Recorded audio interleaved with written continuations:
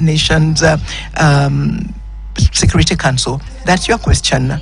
Whose aspiration to silence guns by 2020, conflicts persist. How will you foster African solutions to ensure effective and durable conflict prevention, management, and resolution? And how do you plan to accelerate Africa's push for a permanent seat on the United Nations Security Council? Ladies and gentlemen, 4 minutes, Your Excellency. Thank you very much. Well, silencing the guns on the continent. As you know that in 2013, the AU met and passed a resolution to silence the guns by 2020. We are today in 2024, and the guns are not silent. They're very loud, roaring all over the continent. The issue is we need to address the causative factors of these conflicts. There are some which are conflict caused by poverty or deprivation. Some of them by conflict within the society, again things like ethnicity and so on. Some of them are externally influenced or promoted. Some are religious and so on. So they're not a common factor. But what you need to do is to address the causative factors which could translate into these conflicts throughout the continent. And this is what I will do myself. First, as you know that all African countries are not at the same levels of development.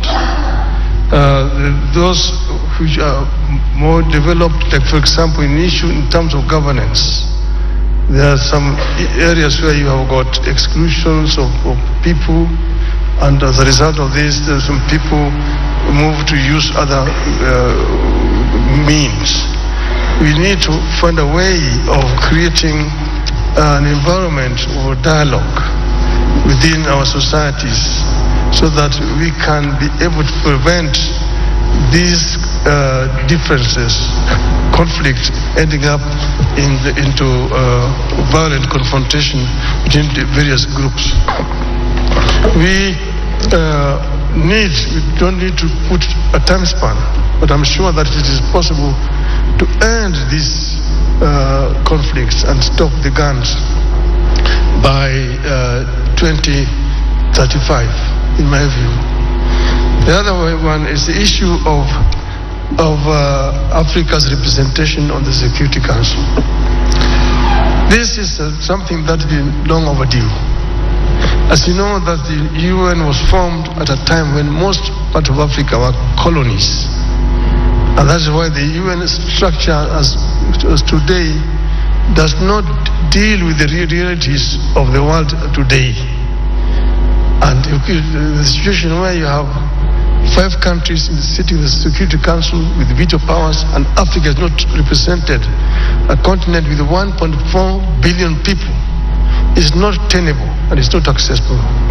And that's why I'm not going to talk about Africa's representation, but we're going to insist that Africa must get 2 permanent seats in the UN Security Council. This is only fair, because we are a continent of 55 sovereign nations.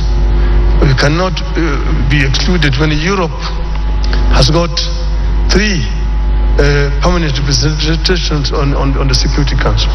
Permanent representation with the veto powers is a must for Africa. And this I'm going to insist when I'm elected. If the heads of state for Africa sees fit that I should lead this, I will work together with all the leadership of the continent to ensure that the continent gets a fair treatment on the international scene. Thank you so much, Excellency. Candidate from Kenya. Et maintenant, mesdames et messieurs,